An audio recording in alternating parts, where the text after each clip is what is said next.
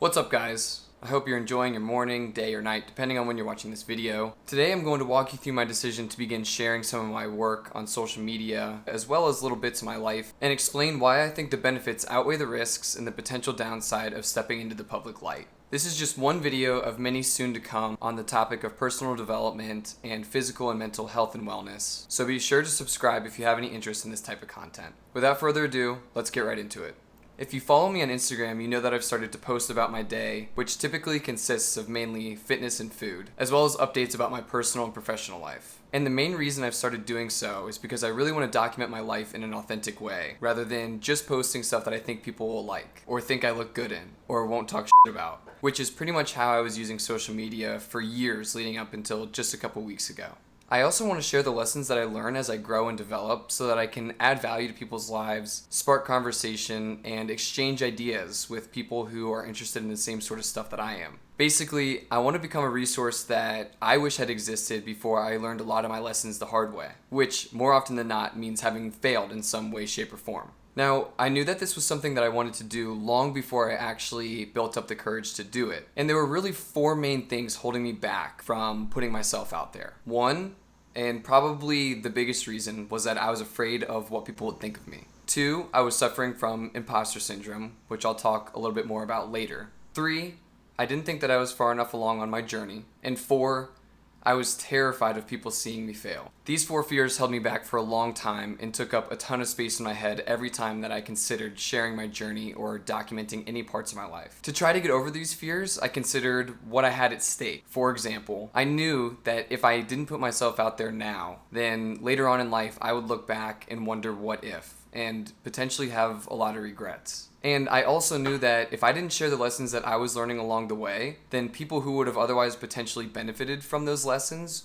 wouldn't have the opportunity to learn them, and so I would be doing them a disservice, having kept those lessons to myself. I wrestled with these fears and what I knew was at stake for a long time, for months, until I finally came across a book called Show Your Work by Austin Kleon. My closest friend recommended this book, and he informed me that he had come across it on Ali Abdaal's YouTube channel. And if a book is endorsed by both my closest friend and Ali Abdaal, the chances that I'm going to read that book immediately are pretty much 100%. And that's exactly what I did. I picked up the book the next day. It's a short book, so I read it in just a few hours, and it completely changed my perspective on showing my work and the idea of self-promotion. There were three main lessons that stood out to me and addressed and helped me move past the fears that had been holding me back from sharing my work with others before I actually read the book. And just as a side note, the book is 10 chapters long, so I'm going to highlight three major points that really impacted me personally, but the book is full of valuable information, and what works for me is likely not the same exact thing that's going to work for you, so I highly recommend picking up the book on your own. The first lesson that really helped me move past my fears actually came from the first chapter of the book titled, You Don't Have to Be a Genius. I think Kleon addresses this first because it holds so many of us back. The limiting belief that we have to be a genius or an expert in our field in order to teach people what we know.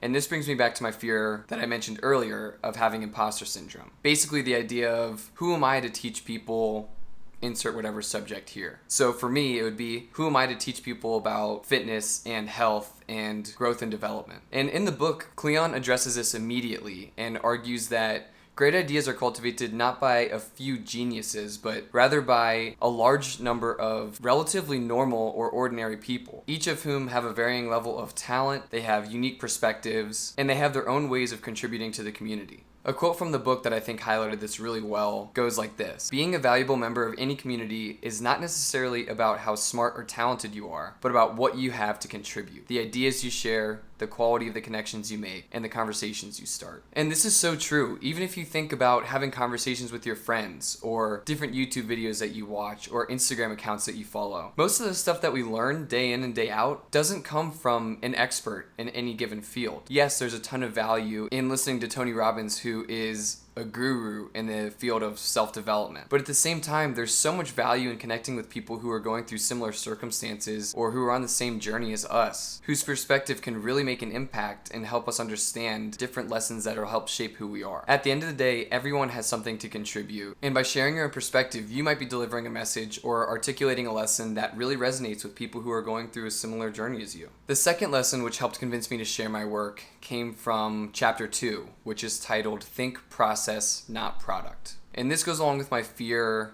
that I wasn't far enough along in my journey to begin actually sharing my work with other people. Because one fear that I had was that I was going to begin documenting some of the stuff that I was working on or different parts of my life, and people were going to expose my lack of knowledge in any given area, or that I was still a work in progress rather than a finished product. There's a quote from chapter 2 that says, "By letting go of our egos, we allow for the possibility of people to have an ongoing connection to us and our work." In other words, people can learn along with us. We don't have to be a finished product or have it all figured out to share the lessons that we're actively learning with other people. We can go on the journey together. By sharing the process rather than a finished product, we also allow people to see all the different aspects of our journey, the good, the bad, and the ugly, the successes and the failures. We can be completely authentic and allow others to learn from the lessons that we learn just by going about our daily lives. Even though I'm brand new to sharing my work and documenting part of my life on Instagram, I've even found this to be true. I'm training for a marathon and I'm documenting that process on Instagram. I'm sharing my runs, my recovery, my whole training program with everybody who follows me there. The good days of training, the bad, and even the days that I skip. And even though I just started documenting this stuff a few weeks ago, plenty of people have reached out with words of encouragement and even questions about how to train for their own marathon. They ask for advice about running, about fitness and health, about how to warm up, how to stick with the training. And they're asking me. I've never run a marathon before. This is the first time I'm training for one. But I'm sharing the process as I go. And people see that I'm learning. And as I share my work and I document my process, it's sparking conversation. And it's allowing people to learn alongside of me. This was something that was really cool to learn, and it's been a ton of fun so far. And the third and possibly the most important lesson that I learned from Show Your Work came from chapter 8, which is titled Learn to Take a Punch. This lesson addressed two of my fears at once. One, my fear of what other people would think about me, and two, my fear of people seeing me fail. At its core, this chapter is really about learning how not to take criticism personally. We'll never be able to control what people think about us, even if we do act in a way that we think they'll like. But what we can control is how we react to people's judgment or criticism. The truth of it is, people will always have their own opinions, and they'll find a way to judge us no matter what. And if that's the case, what's the point in being anything other than completely and utterly authentic? If you ask me, there is no point. And with that in mind, after we understand that there's no point in being anything other than our true selves because people are going to judge us no matter what, we then have to decide what feedback is actually worth listening to. And a good way to do that is to ask yourself, whose opinion do you value? Your best friend, your family, your significant other, a mentor? Or is it someone like Drew Owns All You 6444569 who comments about the background in your video or about your hair on a certain day? Now, that's not to say that there won't be valuable feedback from people that you don't know, but the point is there will always be judgment. And so long as you learn not to take that personally, if their intentions are good and they're actually trying to tell you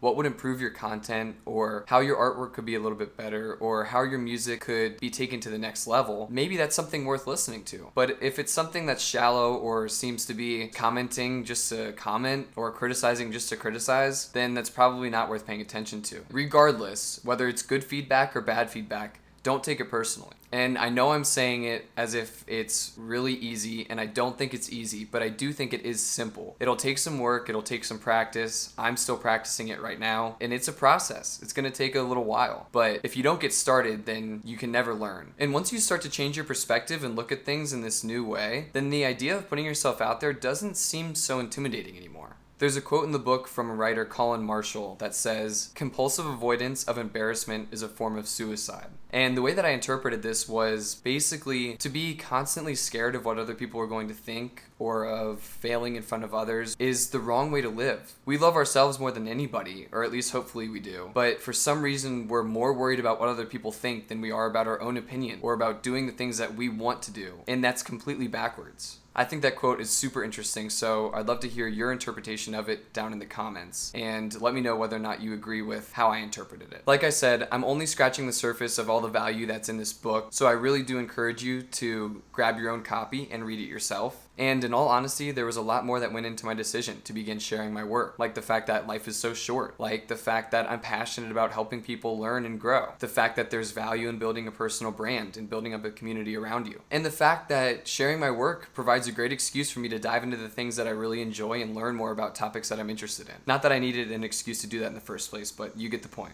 I'll be posting plenty of these videos in the future that'll cover other topics much more in depth, like the decision to quit my 9-to-5 job, why I decided to train for a marathon, and personal and professional development. If there's anything that you guys would like to see covered in the future, please let me know either in the comments, in the direct messages, via Instagram. My account is @ChrisCasella. I'd love to have you follow me over there. Like I said, I document a ton. So if you've watched all the way to this point, I really appreciate it. Very open to feedback. Would love to learn how I can do better next time or how I can improve this stuff, so feel free to let me know. Again, thanks so much for watching. Subscribe if you do want to see more of this stuff, and like the video if you enjoyed it.